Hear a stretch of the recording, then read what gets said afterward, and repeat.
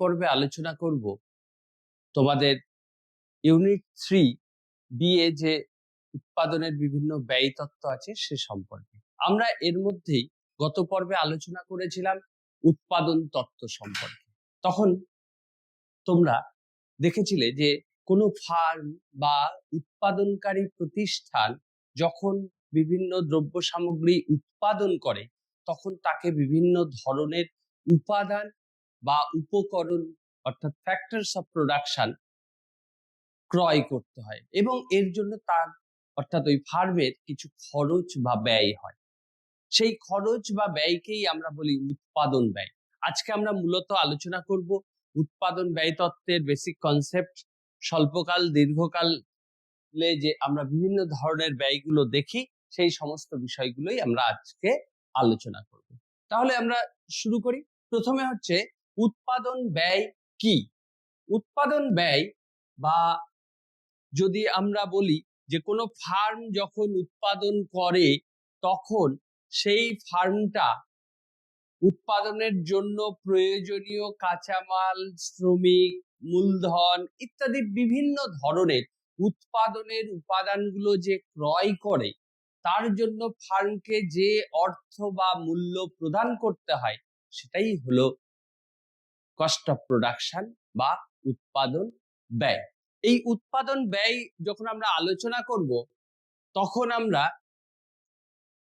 প্রথম যে প্রশ্নটা আমরা বলেছি যে উৎপাদন ব্যয়টা কি, সেখানে আমরা দেখেছি যে উৎপাদন ব্যয় মানে হচ্ছে দ্য টোটাল এক্সপেন্সেস যেটা ইনকার্ড বাই আ ফার্ম, অর্থাৎ কোনো ফার্ম উৎপাদন করতে গিয়ে মোট যে ব্যয় বহন করে সেটাকেই আমরা বলছি যে একটা নির্দিষ্ট পরিমাণ দ্রব্য উৎপাদন করতে গিয়ে যে ব্যয় সেই ফার্মটা বহন করে বা ফার্মটাকে যে ব্যয় করতে হয় সেটাই হলো ফার্মের উৎপাদন ব্যয় বা কস্ট অফ প্রোডাকশন।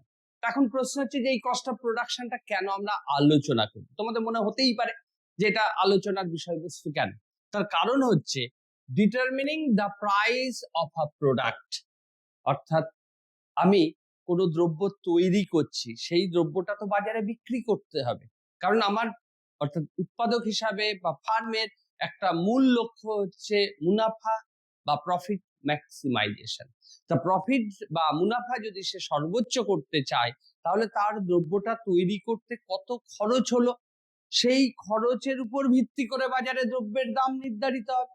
সুতরাং দাম নির্ধারণের ক্ষেত্রে ব্যয় তত্ত্বের ধারণাটা কিন্তু গুরুত্বপূর্ণ। দ্বিতীয়ত হচ্ছে এবং ব্যয় পেলে তখনই আমি ভলিউম বা quantity or amount of profit অর্থাৎ মুনাফার পরিমাণটা নির্ধারণ করতে পারবো। এবং শুধু তাই না, আমরা ব্যয় দেখে বুঝতে পারবো কোনো ফার্ম কত দূর পর্যন্ত উৎপাদন করতে পারে বা কোন জায়গা পর্যন্ত উৎপাদন করলে ফার্মে লক্ষ্য পূরণ হবে। অর্থাৎ লক্ষ্যটা কি? লক্ষ্য হচ্ছে মুনাফা সর্বাধিককরণ করা, অর্থাৎ অপটিমাম লেভেল অফ আউটপুট। সেই optimum level of output determination এইটাও কিন্তু ব্যয় তত্ত্বের ধারণার একটা গুরুত্বপূর্ণ বিষয়। তাহলে ব্যয় বলতে আমরা কি বুঝি বললাম, যে উৎপাদন করতে ফার্ম যে বিভিন্ন উপাদান উপকরণগুলো ক্রয় করে সেই বাবদ ফার্মের যে মোট ব্যয় হয় সেটাই হলো মোট ব্যয় বা উৎপাদন ব্যয়। এখন এই উৎপাদন ব্যয়ের ধারণা গুরুত্বপূর্ণ, তার কারণ দ্রব্যের দাম নির্ধারণের ক্ষেত্রে ব্যয়টা প্রয়োজন হয়, উৎপাদক বা ফার্মের মুনাফার পরিমাণ নির্ধারণের জন্য ব্যয়টা জানা দরকার এবং কোন পর্যন্ত ফার্ম উৎপাদন করবে সেটাও কিন্তু ফার্মের জানার প্রয়োজন আছে। এইবার আমরা আসব যে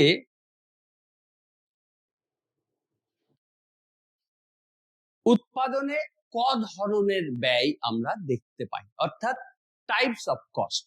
এই টাইপস অফ কস্টের মধ্যে আমরা প্রথম যেটা বলতে পারি, দেখো যে এক্সপ্লিসিট কস্ট। এক্সপ্লিসিট কস্টটা কি? এক্সপ্লিসিট কস্ট হচ্ছে যে ফার্ম যখন উৎপাদন করে তখন তাকে সত্যি সত্যি প্রকৃতপক্ষে কিছু খরচ বা ব্যয় করতে হয়। যেমন সে যদি জমি নেয় উৎপাদনের জন্য তাহলে জমির মালিককে খাজনা দেবে। যদি শ্রম নিয়োগ করে অবশ্যই শ্রম নিয়োগ করতে হবে, তাহলে শ্রমিককে মজুরি দিতে হবে। যদি কাঁচামাল ক্রয় করে সেই কাঁচামালের জন্য দাম প্রদান করতে হবে। এই যে বিভিন্ন উৎপাদক ব্যয় করছে বিভিন্ন উপাদানের পেছনে বা উৎপাদন ক্রয় করতে, যে ব্যয়টা করে এটাকেই আমরা বলছি যে এক্সপ্লিসিট কস্ট বা বাহ্যিক ব্যয়। উল্টো দিকে আরেক ধরনের ব্যয় আছে যেটাকে আমরা বলি ইমপ্লিসিট কস্ট বা অন্তর্নিহিত ব্যয় বা প্রচ্ছন্ন ব্যয়। সেটা কি? এমন অনেক উপাদান আছে যে উপাদানগুলো ফার্মকে ক্রয় করতে হয় না, অথচ ফার্ম সেই উপাদানগুলো উৎপাদনে ব্যবহার করতে পারে বা করে।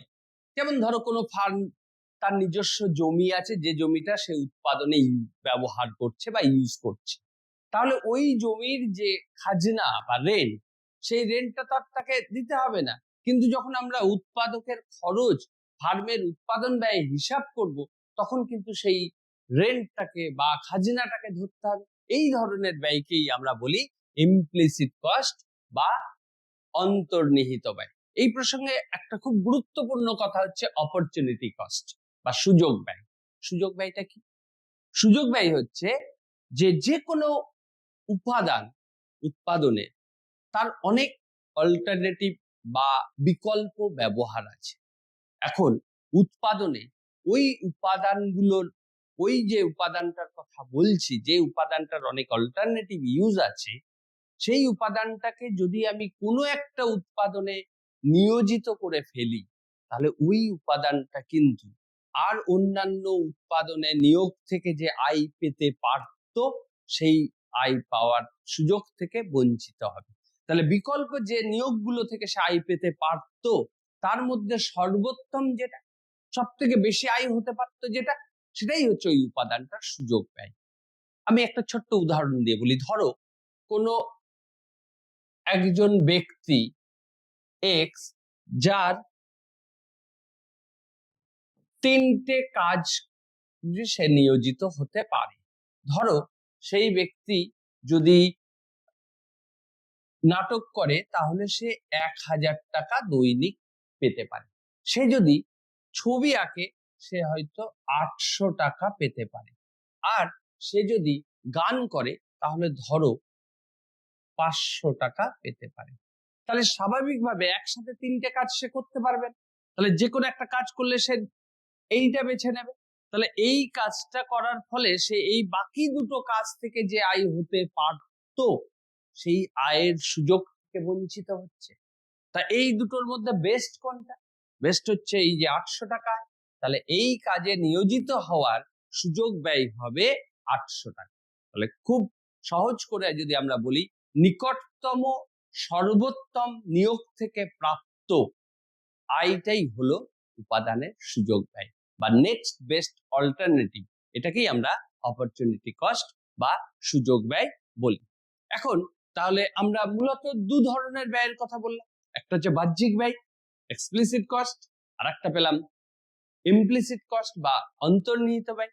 এই দুটো ব্যয় যোগ করেই আমরা টোটাল ইকোনমিক কস্ট পাই। অর্থাৎ টোটাল ইকোনমিক কস্ট মানে sum of the explicit cost plus implicit cost. অর্থাৎ প্রচ্ছন্ন ব্যয় বা অন্তর্নিহিত ব্যয় এবং বাহ্যিক ব্যয়ের সমষ্টিকেই আমরা কোনো ফার্মের মোট অর্থনৈতিক ব্যয় বা ইকোনমিক কস্ট হিসাবে অভিহিত করি।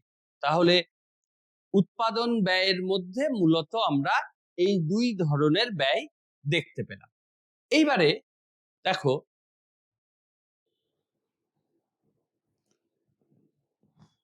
অপরচুনিটি কস্ট অলরেডি আমরা কনসেপ্ট উদাহরণ সহ ব্যাখ্যা করলাম। নেক্সট আমরা আসবো স্বল্পকাল এবং দীর্ঘকাল। আমরা ইতিমধ্যেই আগের পর্বে তোমাদের সাথে আলোচনা করেছি যে উৎপাদনে আমরা দুটো সময়সীমা দেখতে পাই। একটাকে বলি শর্ট রান বা স্বল্পকাল, আর একটাকে বলি দীর্ঘকাল। এবার এই স্বল্পকাল বা শর্ট রানের ক্ষেত্রে আমরা কিভাবে ভাগ করি আর দীর্ঘকালকেই বা কিভাবে ক্লাসিফাইটা করি। প্রথমে আসি আমরা স্বল্পকাল। এর আগেও বলেছি যে স্বল্পকাল বলতে এমন একটা টাইম পিরিয়ড বা সময়সীমাকে আমরা বুঝি যেখানে কোনো ফার্ম একসাথে সবগুলো উপাদান অর্থাৎ উৎপাদনের যে ফ্যাক্টরস অফ প্রোডাকশন সেই সবগুলো উপাদানের নিয়োগ এট এ টাইম চেঞ্জ করতে পারে না। অর্থাৎ স্বল্পকালে দু ধরনের উৎপাদনের উপাদান আমরা দেখতে পাই। একটা হচ্ছে স্থির উপাদান বা ফিক্সড ফ্যাক্টরস অফ প্রোডাকশন, যেটাকে আমরা বলতে পারি fixed factors of production, fixed factors.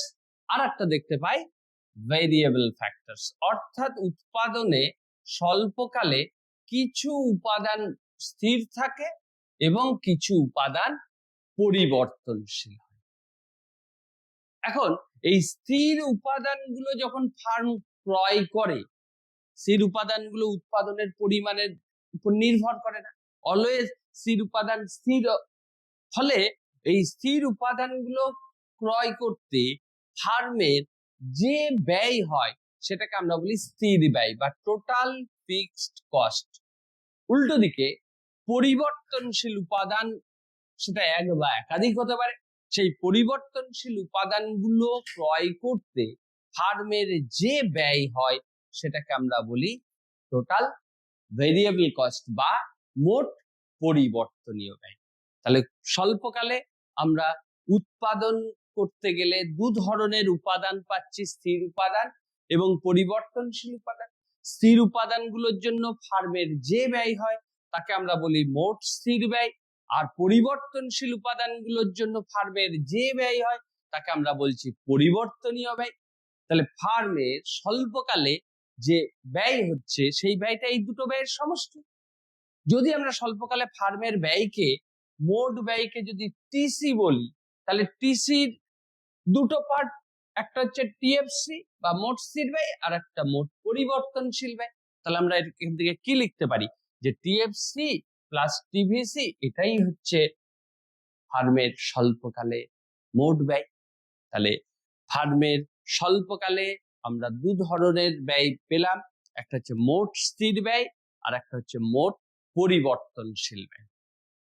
এইবার আমরা এই যে দু ধরনের ব্যয় পেয়েছি, এই দুই ধরনের ব্যয়ের ক্ষেত্রে আমরা দেখব যে কোন ধরনের ব্যয়ের আকৃতি কেমন হয়, সেই ব্যয়গুলো কিভাবে পরিমাপ করা হয়। অর্থাৎ আমরা গ্রাফিক্যাল রিপ্রেজেন্টেশন বা রেখাচিত্রের মাধ্যমে প্রকাশের জন্য চেষ্টা করব। তাহলে প্রথমে আমরা মোট ব্যয়ের বলেছি দুটো, স্বল্পকালে দুটো পার্ট বলেছি আমরা, একটা হচ্ছে মোট স্থির ব্যয়। তাহলে এই মোট স্থির ব্যয়টার আকৃতি কেমন হয় আমরা প্রথম দেখি। মোট স্থির ব্যয় উৎপাদনের পরিমাণের উপর নির্ভর করে না, অর্থাৎ উৎপাদন শূন্য হলেও এই ব্যয়, ধরো আমি যদি উৎপাদনকে কিউ বলি আর মোট স্থির ব্যয়কে টিএফসি বলি, তাহলে উৎপাদন যদি 0 হয় এবং ফার্মের যদি মোট স্থির ব্যয় 100 টাকা হয়, উৎপাদন 1 একক হলেও কিন্তু 100 টাকাই হবে। উৎপাদন 2 একক হলেও মোট স্থির ব্যয় 100 টাকাই হবে। অর্থাৎ উৎপাদনের পরিমাণের সাথে মোট স্থির ব্যয় নিরপেক্ষ, বলা যেতে পারে উৎপাদনের পরিমাণ নিরপেক্ষ। অর্থাৎ TFC doesn't depend on the quantity of output, উৎপাদনের পরিমাণের উপর নির্ভর করে না। তাহলে যেহেতু এটা স্থির থাকে, ফলে টিএফসি রেখার আকৃতিটা কেমন হবে? টিএফসি রেখার আকৃতিটা যদি আমরা ওয়াই অ্যাক্সিস বরাবর মোট স্থির ব্যয় রেখা এবং উৎপাদনের পরিমাণ, এটাকে যদি আমরা এক্স অক্ষ বরাবর আঁকি, তাহলে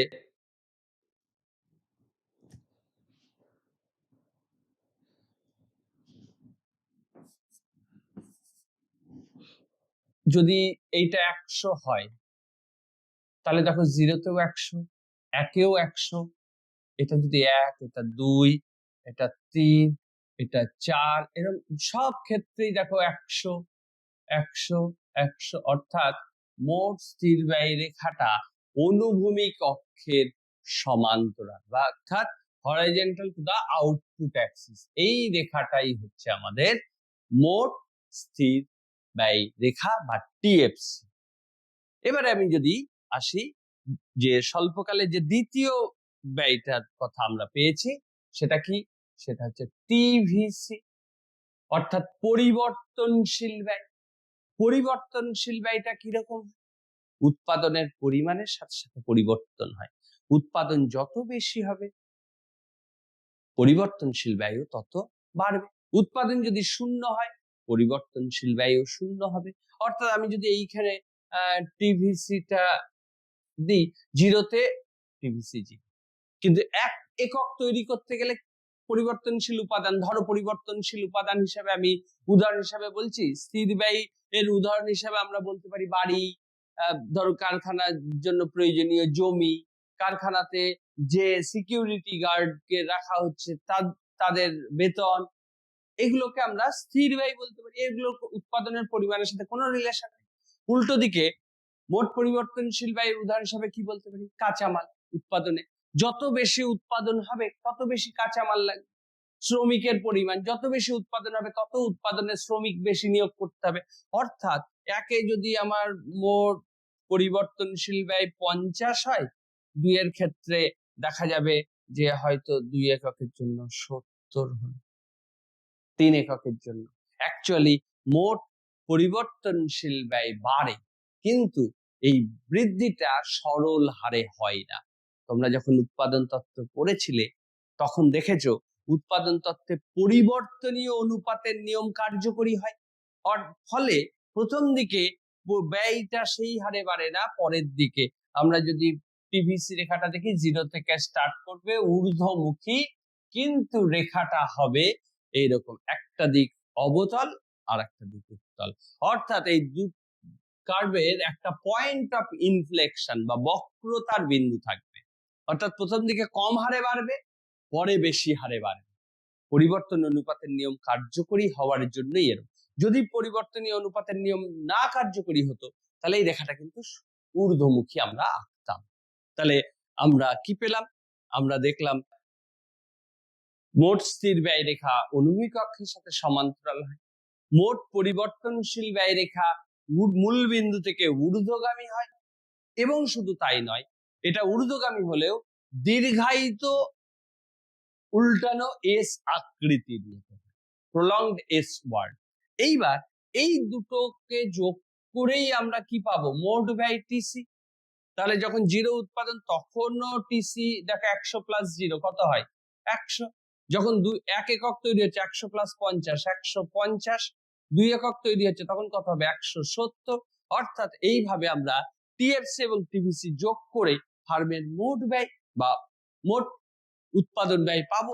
তাহলে আমরা যদি এইখানে যে রেখাটা আছে, ধরো এই রেখাটা টিভিসি আর এই রেখাটা টিএফসি, এই দুটো রেখাকে যদি আমরা উল্লম্ব ভাবে যোগ করি অর্থাৎ ভার্টিক্যাল সামেশন, তাহলে জিরোর ক্ষেত্রে স্টার্ট হবে এখান থেকে এবং তারপরে এটা বাড়তে থাকবে, এবং দুটো রেখাটার আকৃতি একদম সেম অ্যাজ টিভিসি হবে। কিন্তু টিভিসির মতো হলেও এই রেখার দুটোর মধ্যে গ্যাপ, এই যে গ্যাপটা আর এই গ্যাপটা কিন্তু সমান হবে। অর্থাৎ টিভিসি এবং টিসি রেখা, এই দুটো রেখার ব্যবধান কিন্তু নির্দেশ করছে টিএফসি। ফলে দুটো রেখা সেম আকৃতির হবে, টিভিসি রেখার আকৃতিও যা হবে টিসি রেখার আকৃতিও তাই হবে। তাহলে পার্থক্য কি? শুধু পার্থক্য হচ্ছে টিভিসি স্টার্টেড ফ্রম অরিজিন, মূল বিন্দু থেকে শুরু হবে টিভিসি, আর টিসি রেখাটা স্টার্ট হবে টিএফসি যেখান থেকে শুরু হয়েছে সেইখান থেকে। তাছাড়া আর কিন্তু টিসি এবং টিভিসি রেখার মধ্যে কোনো পার্থক্য নেই। তাহলে আমরা টিভিএফসি রেখাটা কেমন হয় পেলাম, টিভিসি রেখাটা কেমন হয় দেখলাম, এবং এই দুটোকে যোগ করে কিভাবে আমরা টিসি রেখা পাই এবং তার আকৃতি কেমন হয় সেটাও দেখলাম। এইবার আমরা আসব গড়ের ধারণা, অর্থাৎ অ্যাভারেজ। আমরা যদি অ্যাভারেজের কথা বলি তাহলে প্রথমে আসি যে আমরা এই যে মোট স্থির ব্যয় আছে, মোট স্থির ব্যয় কে যদি উৎপাদনের পরিমাণ দিয়ে ভাগ করি উৎপাদনের পরিমাণ দিয়ে যদি ভাগ করি, উৎপাদনের পরিমাণকে যদি আমি কিউ বলি, তাহলে টিএফসি কে যদি আমরা কিউ দিয়ে ভাগ করি তাহলে আমরা পাবো গড় স্থির ব্যয়। তাহলে গড় স্থির ব্যয় কি? What is average fixed cost? Q1 হলে দেখো টিএফসি আর এএফসি সমান, অর্থাৎ একক পরিমাণ উৎপাদনের ক্ষেত্রে ফার্মের মোট স্থির ব্যয়কেই গড় স্থির ব্যয় বলে। বা আরো সোজা করে যদি বলি, কোনো ফার্ম বা উৎপাদন প্রতিষ্ঠানের মোট স্থির ব্যয়কে উৎপাদনের পরিমাণ দিয়ে ভাগ করলে যা পাওয়া যায় তাকেই বলা হয় গড় স্থির ব্যয়। তাহলে এই গড় স্থির ব্যয় রেখাটার আকৃতি কেমন হয়? দেখো, এই যে উপরে টিএফসি আছে, আমরা যখন একটু আগে একটা নিউমেরিক্যাল দেখছিলাম, টিএফসি কত ধরেছিলাম? 100।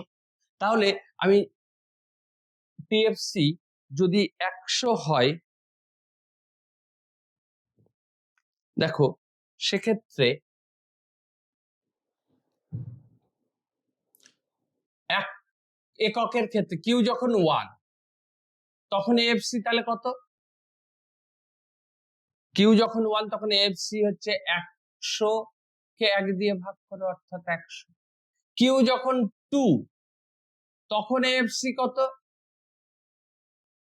100/2, তার মানে 50। যখন কিউ 3 তখন এএফসি কত?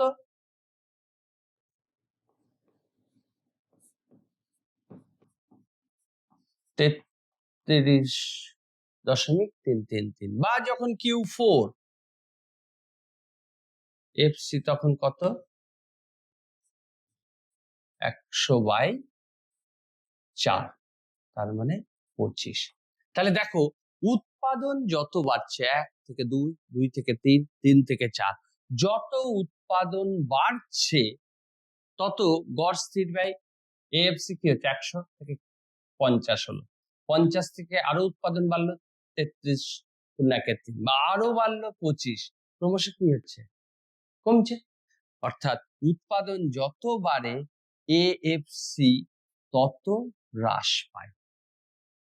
কিন্তু মজার বিষয় হলো, এই উপরে যেহেতু 100 বা মোট স্থির ব্যয় সর্বদা স্থির, ফলে নিচে যা দিয়েই ভাগ করি না, উৎপাদনের পরিমাণ যাই হোক না কেন, ভাগফলটা কি কখনো শূন্য হতে পারে?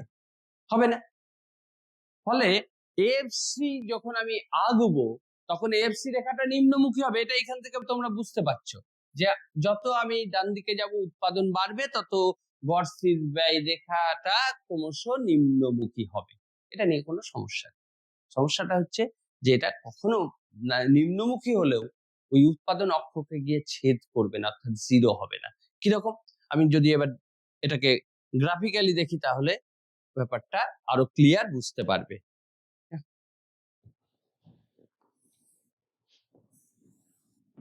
এই বরাবর আমরা উৎপাদনের পরিমাণ, আর এই বরাবর ওয়াই অক্ষ বরাবর আমরা গড় স্থির ব্যয় এএফসি নিলাম।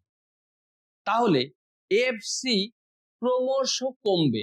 শুধু আরেকটাই ব্যাপার না, আমরা যদি এইখান থেকে এই যে এএফসি নির্ণয়ের যে ফর্মুলাটা তোমাদের বলেছি, এইখান থেকে কি আমরা একটা জিনিস বের করতে পারি, যদি কোনাকুনি গুণ করি, তার মানে টিএফসি সমান আমরা বলতে পারি এএফসি ইনটু কিউ। এএফসিটা স্থির থাকে, এর কিউটা যদি বাড়ে কিন্তু গুণফল সর্বদা কনস্ট্যান্ট, তাহলে গুণফল যেহেতু সর্বদা স্থির আছে, তখন ম্যাথে গণিতে বা ম্যাথমেটিক্সে আমরা দেখি সেই কার্ভটা হয় রেক্টেঙ্গুলার হাইপারবোলা।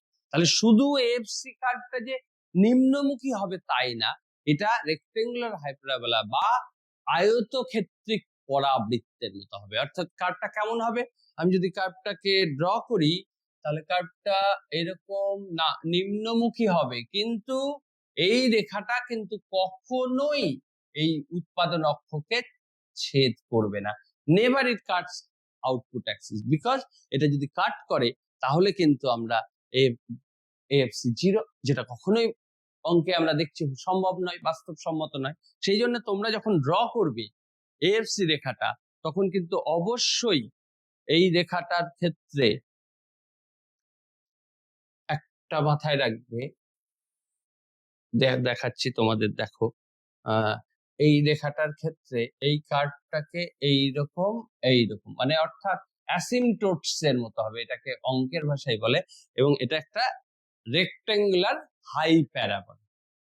তাহলে গড় স্থির ব্যয় ব্যাপারটা বোঝা গেছে। এবারে আমরা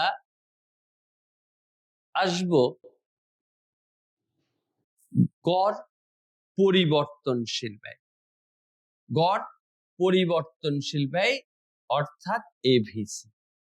এভিসিটা কি? এই রেখাটা থাকুক, কারণ এরপরেই আমাদের এটাকে কাজে লাগাতে হবে।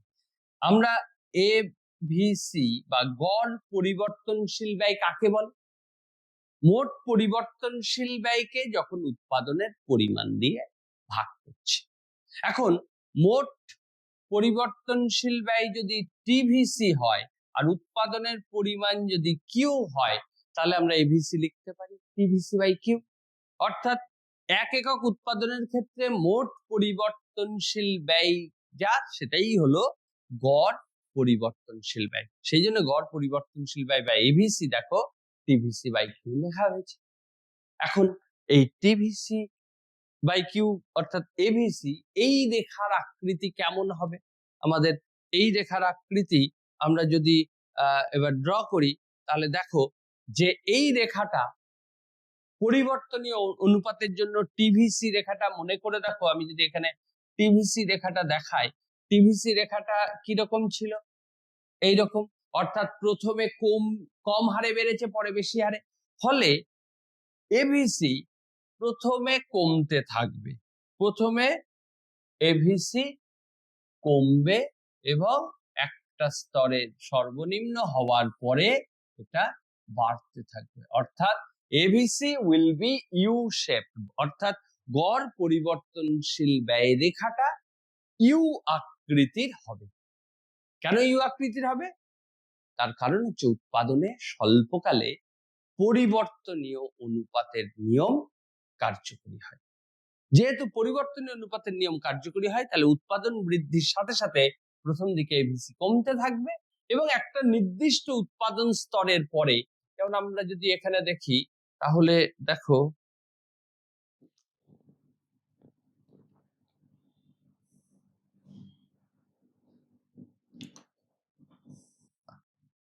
এইখানে সর্বনিম্ন হয়েছে, অর্থাৎ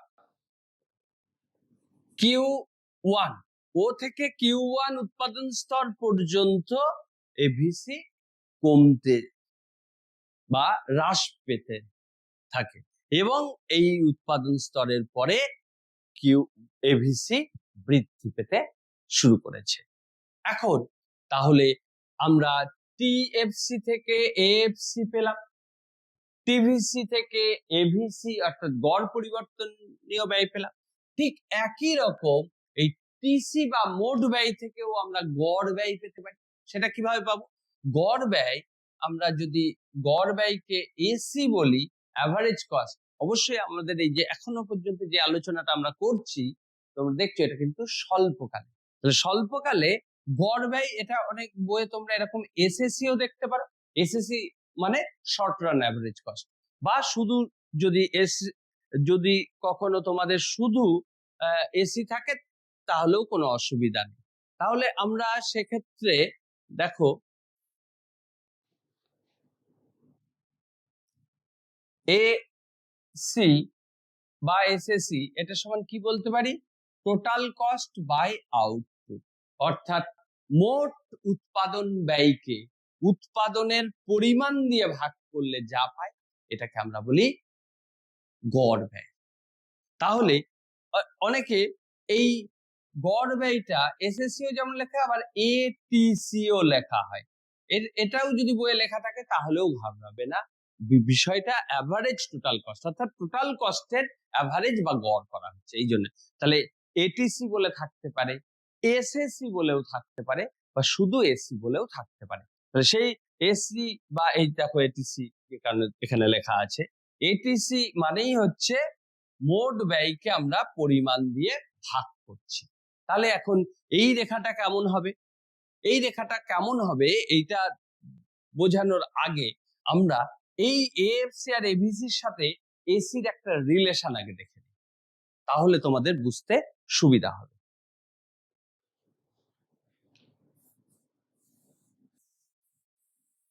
দেখো, আমরা যদি টোটাল ফিক্সড কস্ট আর টোটাল ভেরিয়েবল কস্ট অর্থাৎ মোট স্থির ব্যয় আর মোট পরিবর্তনশীল ব্যয় এই দুটোকে যোগ করে কি পাই, এর আগেই আমরা দেখেছি এই দুটোকে যোগ করলে আমরা কি পাবো, মোট ব্যয় ফার্মের টিসি। এখন যদি উভয় পক্ষকে আমি উৎপাদনের পরিমাণ মানে কি ইউজ করছি আমরা কিউ, যদি উৎপাদনের পরিমাণ দিয়ে ভাগ করি তাহলে উভয় পক্ষকে আমি উৎপাদনের পরিমাণ দিয়ে ভাগ করছি, তাহলে আমি এটা লিখতে পারি টিসি বাই কিউ, এটা সমান সমান টিএফসি প্লাস টিভিসি পুরোটা বাই কিউ। তাহলে আমরা পরের লাইনে এটাকে লিখতে পারি যে টিসি বাই কিউ এটা ইকুয়ালস টু, আমি যদি এই দুটোকে আলাদা করে দিই অর্থাৎ আমরা এ প্লাস বি বাই সি, কখনো যদি আমাদের এরকম থাকে এ প্লাস বি বাই সি, তাহলে আমরা অঙ্কে কি করি, এটাকে আলাদা করে লিখতে পারি A by C plus B by C, এরকম লেখা যায় তো। তাহলে একইভাবে আমরা এখানে TFC by Q plus TVC by Q এটা লিখতে পারি। এবার মনে করে দেখো টিসি বাই কিউ মানে কি, টিসি বাই কিউ মানে অ্যাভারেজ কস্ট, তাহলে আমরা এখানে বলতে পারি এর পরিবর্তে আমি যদি একবারে এইখানটা আমরা লিখতে পারি অ্যাভারেজ কস্ট। এবার দেখো টিএফসি বাই কিউ মানে কি, অ্যাভারেজ ফিক্সড কস্ট, তাহলে আমরা এখানে বলতে পারি average fixed cost plus TVC by Q মানে কি বলতে পারি, এভিসি। অর্থাৎ আমরা এখান থেকে অনায়াসেই এই রিলেশনটা পাই যে গড় স্থির ব্যয় এবং গড় পরিবর্তনশীল ব্যয় এই দুটো ব্যয়ের সমষ্টি সর্বদা গড় ব্যয় হয়, অর্থাৎ sum of average fixed cost and average variable cost must be equal to the average cost of that firm। তাহলে আমরা এই দুটো রেখা থেকে এবার উল্লম্ব সংযোজন বা ভার্টিক্যাল সামেশন থেকে আমরা কিন্তু ফার্মের গড় ব্যয় ডিরাইভ করতে পারি। কিভাবে, যদি আমরা এই রেখাটাকে দেখাই, দেখো ও থেকে কিউ1 পর্যন্ত এএফসিও হ্রাস পাচ্ছে এবং এবিসিও হ্রাস পাচ্ছে, তাহলে এই দুটো রেখার সমষ্টি সেটাও হ্রাস পেতে থাকবে কতদূর পর্যন্ত, এই পর্যন্ত। প্রবলেমটা এরপরে আসছে, এরপরে এইটা হ্রাস পাচ্ছে কিন্তু এটা বৃদ্ধি পাচ্ছে, তাহলে কি হবে, উৎপাদন কিউ1 এর বেশি যখন হচ্ছে তখন দেখো এএফসি হ্রাস পাচ্ছে কিন্তু এভিসি বৃদ্ধি পাচ্ছে, তাহলে দুটোর নেট রেজাল্ট কি হবে, প্রথমে এএফসি বৃদ্ধির হারটা বেশি, এএফসি হ্রাসের হারটা বেশি, এভিসি বেড়ে যাওয়াচ্ছে, ফলে তখনও এটা কিন্তু কমতে থাকবে, কিন্তু একটা স্তরের পর, ধরো এইটা আমরা বলছি এই স্তর পর্যন্ত কিউ2 উৎপাদন স্তরের পর এএফসি আগে বেশি হারে কমছিল, এভিসি কম হারে বাড়ছিল, ফলে এটা তখনও কমছিল, কিন্তু এই কিউ2 স্তরের পরে বিয়ন্ড কিউ2 এইবার এএফসি যে হারে কমছে এভিসি তার থেকে বেশি হারে বাড়তে শুরু করে, তাহলে নেট রেজাল্ট কি হবে, এবার বাড়বে, এটা পুনরাবৃত্তি। তাহলে কিউ2 পরে এএফসি ফল করবে কিন্তু ABC will start to rise at rate of rise more than AFC, ফলে রেখাটা, সেই জন্য এই যে এসি কার্ভটা, এই এসি কার্ভটাও কিন্তু ইউ আকৃতির হবে, যদিও মিনিমাম পয়েন্ট এভিসির যেখানে সেই জায়গায় কিন্তু এসির মিনিমাম পয়েন্ট নয়, এসির মিনিমাম পয়েন্টটা ডান দিকে হবে। তাহলে আমরা কি পেলাম এখান থেকে, এই এএফসি রেখা আয়তক্ষেত্রিক পরাবৃত্ত বা রেক্টেঙ্গুলার হাইপারাবোলা, এভিসি ইউ আকৃতির এবং এসি রেখাটাও ইউ আকৃতির। তাহলে ফারাক কি? ফারাক হচ্ছে যে এসি রেখাটা ইউ আকৃতির হলেও এসি রেখার নিম্নতম বিন্দু সর্বদা এবিসি রেখার নিম্নতম বিন্দুর ডান দিকে থাকে, right side of the minimum point of ABC. তাহলে আমরা এই তিন ধরনের রেখা এবং সেই রেখা কিভাবে পাই পুরোটাই বুঝতে পেরেছি। এইবার আমরা আসব পরবর্তী অংশে। পরবর্তী অংশটা হচ্ছে যে এসিএমসি রিলেশন। এই এসিএমসি রিলেশনের আমরা আগে একটু প্রান্তিক ব্যয়টা সম্পর্কে জেনে নিই। যে আমরা অলরেডি এসি বা গড় ব্যয় জানি, কিন্তু প্রান্তিক ব্যয়টা এখনো আমি আলোচনা করিনি। প্রান্তিক ব্যয়টা বলি কি? মার্জিনাল কস্ট বা প্রান্তিক ব্যয় হলো কোনো ফার্ম যখন কোনো দ্রব্য উৎপাদন করে তখন ওই দ্রব্যটা অতিরিক্ত 1 একক উৎপাদন করলে ফার্মের মোট ব্যয়ের কি পরিবর্তন হয়, যে চেঞ্জটা আসে সেটাকেই আমরা বলি মার্জিনাল কস্ট। একটা এক্সাম্পল দিই। ধরো কোনো ফার্ম 5 একক উৎপাদন করতে ফার্মের মোট ব্যয় হয় 100 টাকা, আর 6 একক উৎপাদন করতে গেলে ফার্মের ব্যয় হয় 110 টাকা। তাহলে বলতো 1 একক উৎপাদন বাড়ানোর জন্য ফার্মের কত ব্যয় পরিবর্তন হলো, চেঞ্জ হলো কত? দেখতে পাচ্ছ 110 হয়েছে 100 থেকে, তার মানে 10 টাকা। এই যে চেঞ্জটা, এই 10 টাকাটাকেই আমরা এমসি বলছি, মার্জিনাল কস্ট বা প্রান্তিক ব্যয় বলছি। তাহলে কিভাবে প্রান্তিক ব্যয়টা পরিমাপ করব? ফর্মুলাটা কি হবে? প্রান্তিক ব্যয় পরিমাপের ফর্মুলা আমরা দুভাবে বলতে পারি। যেমন ধরো আমরা মার্জিনাল কস্ট বা প্রান্তিক ব্যয় n তম এককের প্রান্তিক ব্যয়, এটাকে বলতে পারি যে n তম এককের মোট ব্যয় মাইনাস n এর ঠিক আগে একটা কম n-1 তম এককের ব্যয়। এইভাবে আমরা বলতে পারি। তাহলে এখানে আমার এই যে ফর্মুলায় MC6 কি হবে? MC6 6 এককের প্রান্তিক ব্যয়, তার মানে 6 এককের মোট ব্যয় মাইনাস MC ঠিক তাই 6 থেকে 1 কম মানে 5। তার মানে দেখো MC6 মানে কত?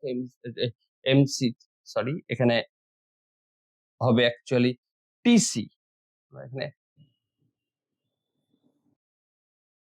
টিসি যদি হয় মানে TC6 মাইনাস TC 6 থেকে 1 কম মানে 5।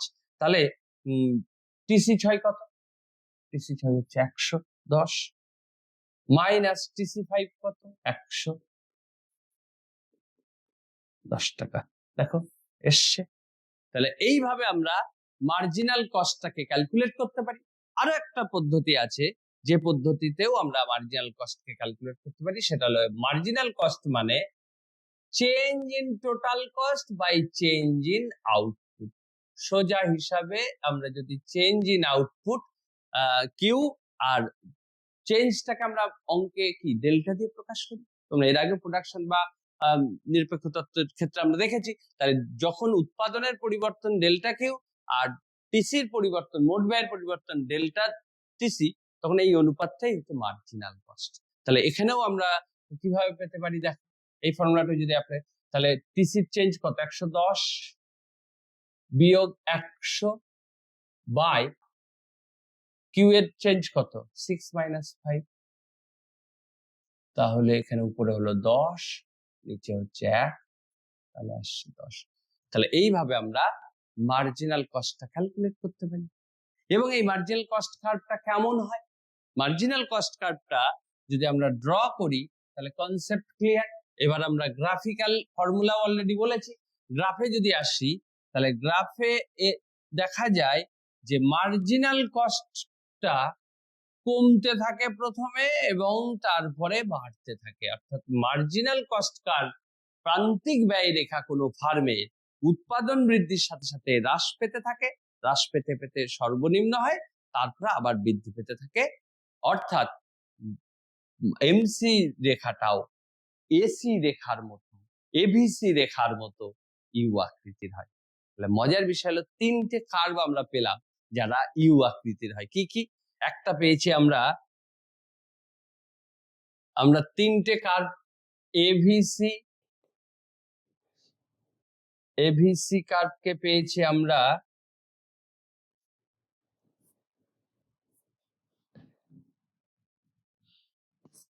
এভিসি কার্ভ পেয়েছি ইউ আকৃতির, এসি কার্ভ পেয়েছি ইউ আকৃতির, এবং এখন এমসি কার্ভ পেলাম, সেটাও ইউ আকৃতির। তাহলে খুব স্বাভাবিক একই রকমের আকৃতি বিশিষ্ট এই কার্ভ গুলো, তাহলে এদের মধ্যে কি রিলেশন? ওই জন্য আমরা আলোচনা করব এসিএমসি রিলেশন বা সম্পর্ক। এই সম্পর্কটা আলোচনার সময় তোমরা একটা জিনিস খেয়াল করবে যে সব সময় সর্বদা এমসি রেখাটা এসি রেখার নিম্নতম বিন্দু দিয়ে যায়, অর্থাৎ always MC passes minimum point of the average cost। অর্থাৎ আমি যদি রেখাটাকে এবার দেখাই তোমাদের, তাহলে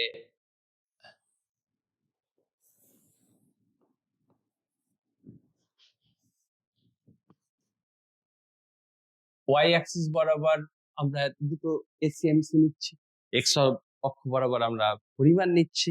তাহলে আমার এসি কার্ভটা কেমন হবে? এসি কার্ভটা ইউ আকৃতির হবে, যার একটা মিনিমাম পয়েন্ট থাকবে।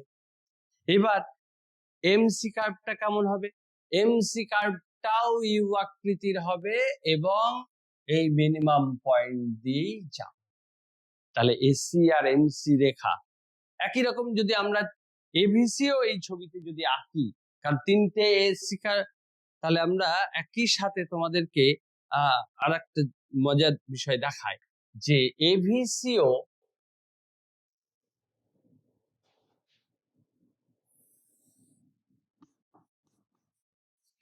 ইউ আকৃতির এরকম হয়। তাহলে একটা ছবির মধ্যে আমরা এসি, এভিসি এবং এমসি দেখাচ্ছি। তাহলে দেখো এইখান থেকে একটা খুব কমন প্রশ্ন পরীক্ষার জন্য খুব গুরুত্বপূর্ণ, যে কোন রেখাটা এসি, এভিসি এবং এমসি এই তিনটে রেখার কোন রেখাটা সর্বনিম্ন বিন্দু আগে আসে এবং কোন রেখার ক্ষেত্রে সর্বনিম্ন বিন্দু শেষে আসে, সেটা যদি বলে তাহলে দেখো তো সব থেকে আগে সর্বনিম্ন বিন্দু এসছে কার? এমসি রেখার। তারপরে সর্বনিম্ন বিন্দু কার? এভিসি রেখার। আর সর্বশেষ কার এসছে? এসি রেখার।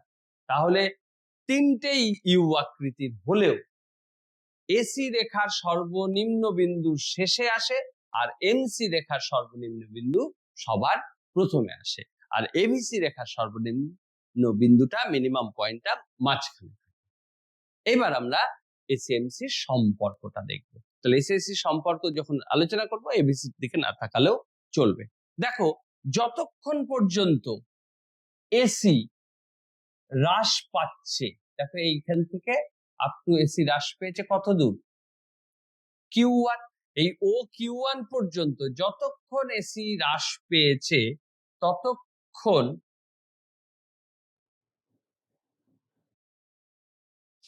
আমরা এটা মুছে দিই, কারণ তোমাদের জটিল হয়ে যাবে নাহলে বিষয়টা।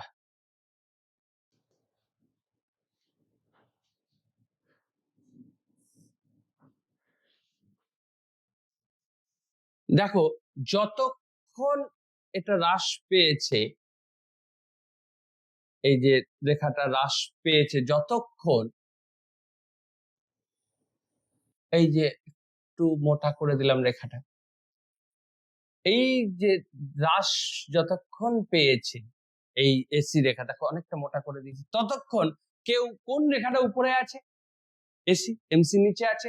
তাহলে আমরা বলতে পারি 1 নাম্বার রিলেশন হিসাবে, যখন এসি হ্রাস পেতে থাকে, কমতে থাকে, when AC decreases, তখন এসি এমসির চেয়ে বড় হয়, অর্থাৎ AC is more than MC. তাহলে যতক্ষণ এসি হ্রাস পেয়েছে ততক্ষণ এসি এমসির চেয়ে বড় হয়। কিন্তু যখন যে মুহূর্তে এসি মিনিমাম হয়েছে তখন এসি কে এমসি ছেদ করেছে।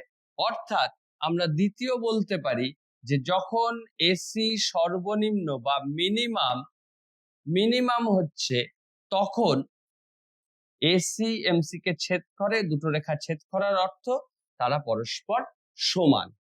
তাহলে যতক্ষণ এসি হ্রাস পেয়েছে এসি এমসির চেয়ে বড়, যখন এসি সর্বনিম্ন হচ্ছে তখন এসি এমসি সমান।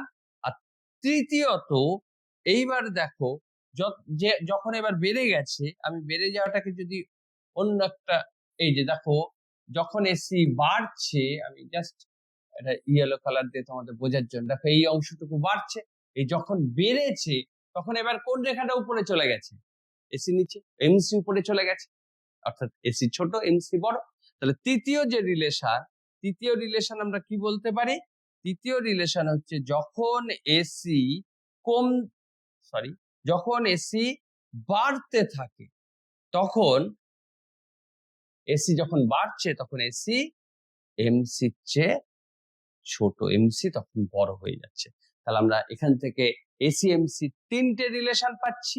প্রথম হচ্ছে এসি এমসির থেকে বড় যতক্ষণ এসি হ্রাস পেতে থাকে, এসি এমসির সাথে সমান হয়ে যায় যখন এসি সর্বনিম্ন হয়, আর এসি এমসির চেয়ে ছোট হয়ে যায় যখন এসি বৃদ্ধি পেতে থাকে। তাহলে এসি এমসির এই তিনটে সম্পর্ক আমরা রিলেশন বিটুইন এসি এমসি দেখতে পাচ্ছি। আশা করি তোমরা এই অংশটা বুঝতে পেরেছো। এইবার আমরা পরবর্তী অংশে যাব।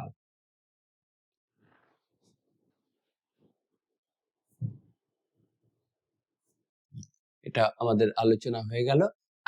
এইবার আমরা যেটা করব সেটা হলো, এতক্ষণ ধরে তো আমি রেখাচিত্র দেখলাম, কিভাবে ক্যালকুলেট করা হয়, পরিমাপ করা হয়, তার ফর্মুলা দেখলাম। এইবার আমরা একটা গাণিতিক উদাহরণ দিয়ে দেখব বিষয়টা। একটা টেবিল, একটা ইচ্ছা মতো ইমাজিনারি টেবিল বলতে পারি, যে ধরো সেই টেবিল দিয়ে দেখব। যেমন আমি এখানটায় তোমাদের আউটপুট কিউ 0 1 2 3 4 5 6 করা, টিএফসি কিভাবে পাবো? ধরো টিএফসি যদি 0 তে 100 হয়, একের ক্ষেত্রেও তাহলে কত হবে? 100ই হবে। 2 এর ক্ষেত্রেও কত? 100ই হবে। 3 এর ক্ষেত্রেও 100 হবে। 4 এর ক্ষেত্রেও 100 হবে। 5 এর ক্ষেত্রেও 100 হবে। 6 এর ক্ষেত্রেও 100 হবে। অর্থাৎ টিএফসি সব সময় স্থির থাকবে। এইবার টিভিসি ধরো আমরা এখানে প্রথমটা ধরেছি 0, তারপরে 740 70 120 এইভাবে দেখো টিভিসি বাড়ে। তাহলে টিভিসি আমি পাশে এই যদি কার্ভটা দিই, তোমাদের একসাথে দুটোকে মনে করে দেখো, টিএফসি রেখা এরকম ছিল, টিভিসি রেখাটা কিরকম ছিল? টিভিসি রেখাটা ছিল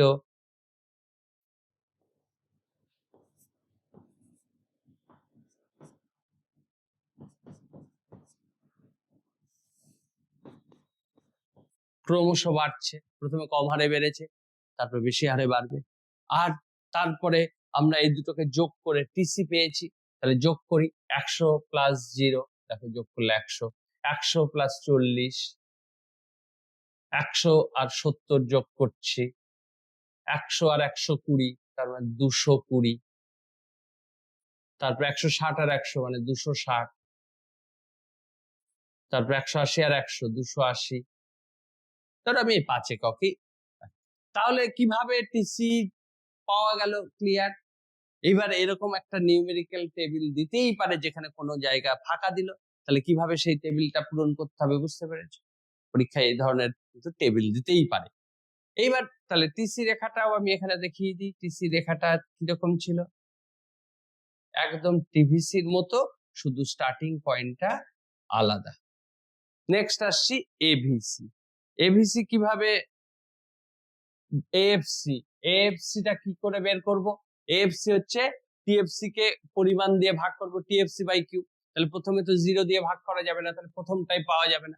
দ্বিতীয়টাই কত? 100 ভাগ 1, তাহলে প্রথম 100, তারপরটা 100 ভাগ 2, তাহলে 50, তৃতীয়টা 100 ভাগ 3 মানে 33 পূর্ণ, 400, 100 ভাগ 4 তাহলে 4 25, এটা 100/5 মানে 20। তাহলে দেখো এএফসিটা কি হচ্ছে, যে কার্ভ আমরা এঁকেছিলাম মনে করে দেখো, সেই কার্ভটা যদি আমি আবার আঁকি তাহলে এএফসি কার্ভটা আয়তক্ষেত্রিক পরাবৃত্ত অর্থাৎ ক্রমশ হ্রাস পাচ্ছে, আয়তক্ষেত্রিক পরাবৃত্ত। নেক্সট আসবো আমরা এভিসি। এভিসি কিভাবে পাওয়া যায়? এভিসি হচ্ছে টিভিসি বাই কিউ।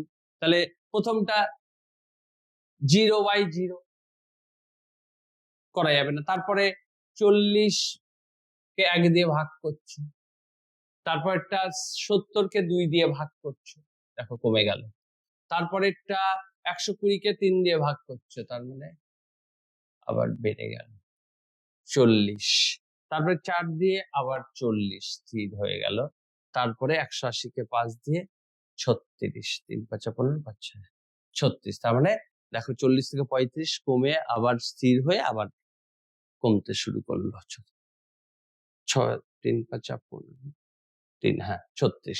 তাহলে অ্যাকচুয়ালি এভিসি রেখাটা আমি এখানে আরেকটু এগোলে দেখাতে পারতাম, এটা এইরকম পরিস্থিতিতে হয়েছে। অ্যাকচুয়ালি এভিসি রেখাটা এইরকম হবে, আর এই দুটোকে যোগ করেই আমরা এসি পেয়ে যাবো, অর্থাৎ 140।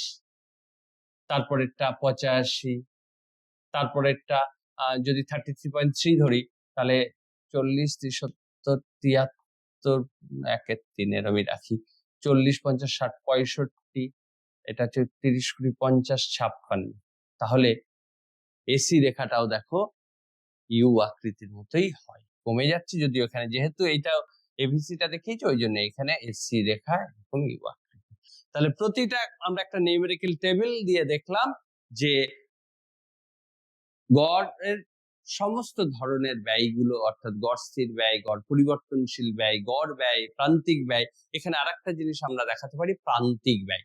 যদি আমরা এখানে একটা টেবিল করে প্রান্তিক ব্যয় যদি দেখাই, ধরো টিসি, চেঞ্জ ইন টিসি বলেছি তোমাদের, তাহলে প্রান্তিক ব্যয়টা কেমন হবে? যদি প্রান্তিক ব্যয় 100 থেকে 140, মোট ব্যয়ের পরিবর্তন কত হয়েছে 40, তাহলে এটা প্রান্তিক ব্যয়। 140 থেকে 170 বিয়োগ করো, 30 হচ্ছে প্রান্তিক ব্যয়। 170 থেকে 220, তার মানে 50 প্রান্তিক ব্যয়। 220 থেকে 260 মানে 40 প্রান্তিক ব্যয়। 260 থেকে 280 অর্থাৎ 20। এইভাবে আমরা মার্জিনাল কস্টটাও ক্যালকুলেট করে ফেলব। তাহলে আমরা একটা টেবিল দিয়ে, নিউমেরিক্যাল একটা টেবিল বা গাণিতিক একটা উদাহরণ দিয়ে তোমাদের কিন্তু সব ধরনের স্বল্পকালে যে ব্যয় রেখা হয় সেই ব্যয় রেখা বা ব্যয়গুলো সম্পর্কে আলোচনা করলাম। এইবারে আমরা যাব নেক্সট অংশে। নেক্সট কি? নেক্সট হচ্ছে লং রান। এতক্ষণ ধরে আমাদের গোটা আলোচনাটা স্বল্পকালে, যেখানে উৎপাদনে দু ধরনের উপাদান ছিল, স্থির উপাদান এবং পরিবর্তনশীল উপাদান, যে কারণে স্থির ব্যয়, স্থির উপাদান ক্রয়ে যে খরচ সেটা স্থির ব্যয়, পরিবর্তনশীল উপাদান ক্রয়ে যে ব্যয় সেটা পরিবর্তনশীল ব্যয়। এই দু ধরনের ব্যয় নিয়েই আমরা আলোচনা করেছি। এবারে আমরা আসবো দীর্ঘকাল। দীর্ঘকালের ক্ষেত্রে দেখো যে লং রানে there will be no fixed factor. আমরা জানি উৎপাদনে দীর্ঘকালে কোনো ফার্ম এর কোনো স্থির উপাদান থাকে না, ফার্মটা সমস্ত উপাদানেই পরিবর্তন করতে পারে, ফলে ফার্মের উৎপাদনের মাত্রার পরিবর্তন ঘটে, অর্থাৎ চেঞ্জ ইন স্কেল। তাহলে লং রানে যেহেতু সব উপাদানই পরিবর্তনশীল বা টোটাল ভেরিয়েবল কস্ট, অর্থাৎ লং রানের ক্ষেত্রে আমরা টোটাল ফিক্সড কস্ট বলে কিছু থাকবে না, শুধুমাত্র টোটাল ভেরিয়েবল কস্ট থাকবে। তাহলে লং রানের ক্ষেত্রে টোটাল কস্টও যায়, টোটাল ভেরিয়েবল কস্টও তাই। এখানে কিন্তু কোনো ধরনের ফিক্সড কস্ট থাকবে না, কারণ কোনো স্থির উপাদানই নেই। যেহেতু দীর্ঘকালে সব উপাদানই পরিবর্তনশীল, তাহলে সব ব্যয় পরিবর্তনশীল ব্যয়, ফলে পরিবর্তন ব্যয় রেখাটা, মোট ব্যয় রেখাটা মোট পরিবর্তনীয় ব্যয় রেখা একই হবে। এখন এই স্বল্পকালে মতোই আমরা দীর্ঘকালে ক্ষেত্রে দেখব যে প্রথমে হচ্ছে long run average cost curve. সেটা কিরকম হয়? Long run average cost curve সেটা ইউ আকৃতির হয়, এবং সেই রেখাটা কিভাবে আমরা পাই? আমরা যদি বোঝার সুবিধার্থে ধরে নিই যে এখানে অনেকগুলো শর্ট রান যদি আমি ড্র করি, স্বল্পকালীন গড় ব্যয় রেখা, এবং ধরো বোঝার সুবিধার্থে আমরা বলছি 3টে শর্ট রান নিয়ে আমরা একটা দীর্ঘকাল আলোচনা করব। তাহলে 3টে শর্ট রানের জন্য 3টে স্বল্পকালীন গড় ব্যয় রেখাটা পাবো এসএসসি 1, আর একটা ধরো এসএসসি 2, আরো একটা ধরো এসএসসি 3। তাহলে 3টে স্বল্পকালের জন্য ফার্মের 3টে স্বল্পকালীন গড় ব্যয় রেখা, এবং সেগুলো ইউ আকৃতির হয় কেন তোমরা এর আগেই জানলে বা দেখলে। এবারে এখন প্রশ্ন হচ্ছে যে যখন দীর্ঘকালে ফার্ম উৎপাদন করবে তখন ফার্মের লক্ষ্য কি?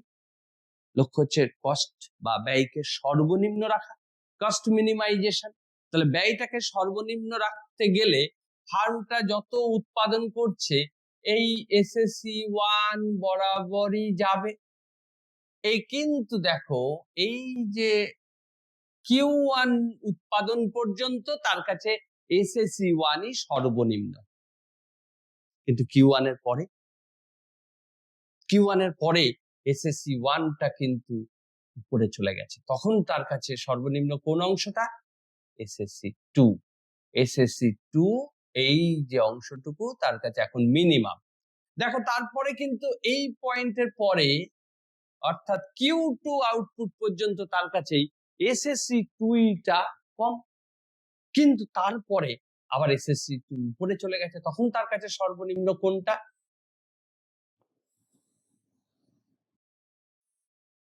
এই যে তাহলে রেড অংশগুলোতে সে থাকছে না দীর্ঘকালে। দীর্ঘকালে তার কাছে কোন অংশ? এই যে ইন্ডিগো কালার যে দাগ দিয়েছি এই, তাহলে এইটা হচ্ছে দীর্ঘকালীন গড় ব্যয় রেখা। তাহলে আমি যদি এই অংশটাকে মুছে দিই তাহলে কি রকম দাঁড়ায়? দীর্ঘকালের কথা যখন আমি ভাবছি, ধরো এইটুকু আমি মুছে দিলাম, কি দারুণ দীর্ঘকালীন গড় ব্যয় রেখা পেয়ে গেলাম। এখন এই দীর্ঘকালীন গড় ব্যয় রেখাটা স্মুথ হলো না, দুটো কৌণিক বিন্দু আছে, দুটো কৌণিক বিন্দু রয়ে গেল, তাই তো? এই যে একটা কর্নার পয়েন্ট, এখানেও একটা কর্নার পয়েন্ট। কটা স্বল্পকাল নিয়েছিলাম? 3টে। কটা কর্নার পয়েন্ট পেলাম? 2টো। আচ্ছা আমি যদি 5টা নিতাম তাহলে কটা? 4টে আসতো। 10টা নিলে 9টা। 1 লাখ, 1 কোটি, যত স্বল্পকাল সংখ্যা বাড়বে তত এই কর্নার পয়েন্ট বাড়তে বাড়তে বাড়তে বাড়তে আলটিমেটলি কি দাঁড়াবে? তখন গোটা কার্ভটা স্মুথ কার্ভে পরিণত হবে এবং আমরা লং রান অ্যাভারেজ কস্ট কার্ভটাকে পাবো এইরকম ইউ আকৃতি। তাহলে দেখো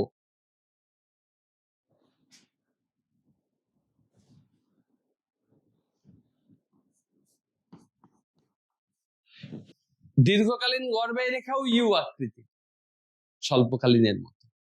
আর একটা কি, দীর্ঘকালীন গড় ব্যয় রেখাটা অনেক বেশি ফ্ল্যাটার বা অনেক বেশি চ্যাটালো। তাহলে এই দীর্ঘকালীন গড় ব্যয় রেখাগুলো অ্যাকচুয়ালি কিভাবে আমরা পাই?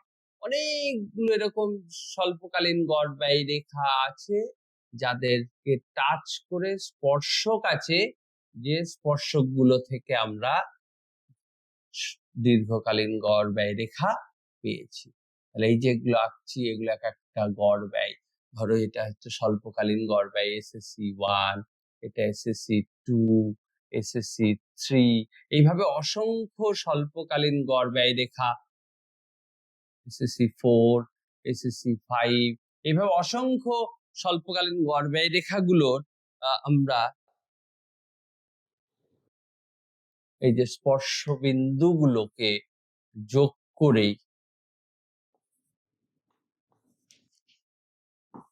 দেখো এরকম অসংখ্য স্বল্পকালীন গড় ব্যয় রেখাগুলির নিম্নতম বিন্দু বা স্পর্শকগুলো থেকে আমরা দীর্ঘকালীন গড় ব্যয় রেখা পাচ্ছি। যে কারণে এই দীর্ঘকালীন গড় ব্যয় রেখা বা এলএসি কে বলা হয় এনভেলাপ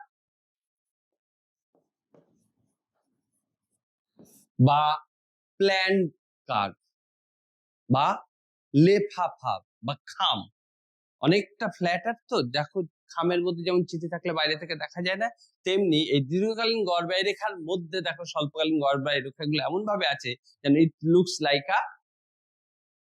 লাইক অ্যান এনভেলাপ। যেই কারণে এলএসি কে আমরা এনভেলাপ বা খাম বা লেফাফা বলি, বা এটাকে প্ল্যান্ট কার্ভও বলা হয়। তাহলে দীর্ঘকালীন গড় ব্যয় রেখার ধারণাটা ক্লিয়ার হলো। এইবার আমরা আসবো এখান থেকে আর একটা বিষয় হচ্ছে দীর্ঘকালীন প্রান্তিক ব্যয় রেখা। এই দীর্ঘকালীন প্রান্তিক ব্যয় রেখা, এই দীর্ঘকালীন প্রান্তিক ব্যয় রেখাও কিন্তু ইউ আকৃতির হয় এবং এই প্রান্তিক ব্যয় রেখা এই নিম্নতম বিন্দু দিয়েই যায় এলএমসি। তাহলে এলএমসি এবং এলএসি এদের রিলেশনটাও যদি দেখি আমরা, এর আগে যে আমরা স্বল্পকালীন ক্ষেত্রে গড় ব্যয় প্রান্তিক ব্যয় যে সম্পর্ক দেখেছিলাম তিনটে, মনে করে দেখো। যতক্ষণ এসি কম ছিল বলেছিলাম এসি এমসির চেয়ে বড়, এসি যখন সর্বনিম্ন তখন এসি এমসি সমান, এসি যখন বাড়ছে তখন বলেছিলাম এসি এমসির চেয়ে ছোট। এখানেও সেই একই সম্পর্ক দেখা যায়। তাহলে স্বল্পকালীন গড় ব্যয় রেখার মতো তোমরা দীর্ঘকালীন গড় ব্যয় রেখাও আশা করি বুঝতে পেরেছো। এইবারে আমরা আসবো নেক্সট, ইকোনমিজ অফ স্কেল। অর্থাৎ কোন ফার্ম যখন উৎপাদনের মাত্রার পরিবর্তন করে, অর্থাৎ ফার্মটা উৎপাদনের সবগুলো উপাদানের নিয়োগ দীর্ঘকালে, এটা অবশ্যই যে সবগুলো উপাদানের নিয়োগ বাড়াচ্ছে, অর্থাৎ উৎপাদনের মাত্রার পরিবর্তন ঘটছে, তাহলে দেখা যায় উৎপাদনের ফার্মটার গড় ব্যয় এসি, এই গড় ব্যয় কিন্তু হ্রাস পেতে থাকে। এই যে গড় ব্যয় হ্রাস পাচ্ছে, এই গড় ব্যয় বা এসি হ্রাস পাওয়ার এই ঘটনাটাকেই আমরা বলি ইকোনমিজ অফ স্কেল বা ব্যয় সংকোচ বা ব্যয় সংক্ষেপ। তাহলে যখন কোনো ফার্ম বা উৎপাদন প্রতিষ্ঠান তার উৎপাদন বাড়ায়, তখন উৎপাদন বৃদ্ধির ফলে ফার্মের গড় ব্যয় কমে যেতে থাকে, এটাকেই আমরা বলছি ইকোনমিজ অফ স্কেল বা ব্যয় সংকোচ। এই ব্যয় সংকোচ ক রকমের হয়? টাইপস হচ্ছে দু রকমের হয়। একটা ইন্টারনাল বা অভ্যন্তরীণ ব্যয় সংকোচ বা ব্যয় সংক্ষেপ, আর একটা হচ্ছে, তাহলে একটা আমরা বলতে পারি ইন্টারনাল, আর একটা হচ্ছে এক্সটার্নাল। অভ্যন্তরীণ ব্যয় সংক্ষেপ, আর একটা বলছি বাহ্যিক ব্যয় সংক্ষেপ। অভ্যন্তরীণ ব্যয় সংক্ষেপটা কি? যখন কোনো ফার্ম তার নিজের উৎপাদনের মাত্রার পরিবর্তনের ফলে তার গড় ব্যয়ের হ্রাস পাচ্ছে, তখন এটাকে আমরা বলছি ইন্টারনাল। যেমন ধরো কি কি হতে পারে, আমি কতগুলো এক্সাম্পল বলি। কোনো ফার্মের দেখা যাচ্ছে ফার্মের উৎপাদন বাড়াচ্ছে, ফলে বেশি কাঁচামাল কিনছে, ফলে তার সেদিক থেকে ব্যয়ের সংক্ষেপ বা সাশ্রয় হচ্ছে। ম্যানেজেরিয়াল ব্যবস্থাপনার ক্ষেত্রে দেখা যাচ্ছে দক্ষতা বৃদ্ধির ফলে গড় ব্যয় কমছে। বা টেকনিক্যাল কারিগরি ব্যয় সংক্ষেপ, অর্থাৎ টেকনোলজির ইমপ্রুভমেন্ট হচ্ছে, প্রযুক্তি উৎপাদনে প্রযুক্তির উন্নতি ঘটছে, ফলে দেখা যাচ্ছে ফার্মটার ব্যয়ের দিক থেকে সাশ্রয় হচ্ছে। এইরকম বিভিন্ন ধরনের আমরা ইন্টারনাল ইকোনমিজ অফ স্কেল বা বাহ্যিক অভ্যন্তরীণ ব্যয় সংক্ষেপ বা ব্যয় সংকোচ দেখতে পাই। উল্টো দিকে বাহ্যিক ব্যয় সংকোচ বা ব্যয় সংক্ষেপ মূলত যখন কোনো একটা শিল্প উন্নত হয়, শিল্প মানে হচ্ছে কোনো দ্রব্য উৎপাদনকারী ফার্ম গুলোকে মিলিয়ে বলি আমরা শিল্প। তাহলে ইন্টারনাল যখন বললাম তখন বললাম কোন একটা ফার্মের কথা বললাম, কোন ফার্ম তার উৎপাদন বাড়াচ্ছে, ফলে তার ধরুন তার যে গড় ব্যয়টা কমছে, তার ধরুন যে ব্যয়ের সুবিধা বা সাশ্রয়, সেটা হচ্ছে ইন্টারনাল বা অভ্যন্তরীণ ব্যয় সংক্ষেপ। উল্টো দিকে কোন একটা ইন্ডাস্ট্রি শিল্প উন্নত হলো, তাহলে কোন একটা ইন্ডাস্ট্রি বা শিল্প যখন উন্নত হচ্ছে, তখন সেই ইন্ডাস্ট্রির অন্তর্গত ফার্মটা, যে বিভিন্ন ফার্ম আছে, সেই ফার্মটা যখন সুবিধা লাভ করছে, তার যখন গড় ব্যয়টা কমতে শুরু করেছে, তখন এটাকে আমরা বলছি বাহ্যিক ব্যয় সংক্ষেপ। যেমন ধরো স্থানিকতা জনিত ব্যয় সংক্ষেপ বাহ্যিক ব্যয় সংক্ষেপ বলে, যে একটা জায়গায় বিভিন্ন ফার্মগুলো যদি সন্নিবিষ্ট হয়, তাহলে সেইখানে তথ্য পেতে সুবিধা হয়, তার জন্য ব্যয় সংক্ষেপ হয়। সেই জায়গায় বিভিন্ন শ্রমিকরা এসে জমা হয়, ফলে সেখান থেকে শ্রমিক পেতে সুবিধা হয়, ফলে পরিবহন ব্যয় কমে। এরকম বিভিন্ন কারণে আমরা এক্সটার্নাল ব্যয় সংক্ষেপ, বিভিন্ন ধরনের এক্সটার্নাল বা বাহ্যিক ব্যয় সংক্ষেপও দেখতে পাই। তাহলে আমরা মূলত ইকোনমিজ অফ স্কেল বলতে বলছি যখন কোনো ফার্ম বা কোনো শিল্পের সম্প্রসারণ ঘটছে, উৎপাদন বাড়ছে, মাত্রার পরিবর্তন ঘটছে, তখন ফার্মের গড় ব্যয় ক্রমাগত হ্রাস পেতে থাকে। এই প্রবণতা বা এই ঘটনাটাই হচ্ছে ইকোনমিজ অফ স্কেল। এটা দু রকমের, একটা অভ্যন্তরীণ, একটা বাহ্যিক। অভ্যন্তরীণ হচ্ছে ফার্মের নিজ মাত্রা বৃদ্ধির কারণে হয়, আর বাহ্যিক হচ্ছে যখন কোনো শিল্প সম্প্রসারিত হয় তখন সেই শিল্পের অন্তর্গত প্রতিটা ফার্ম যে ব্যয়ের দিক থেকে যে সাশ্রয় বা সুবিধাটা ভোগ করে। এই হচ্ছে আমাদের ইকোনমিজ অফ স্কেল। এইবারে আমরা আসবো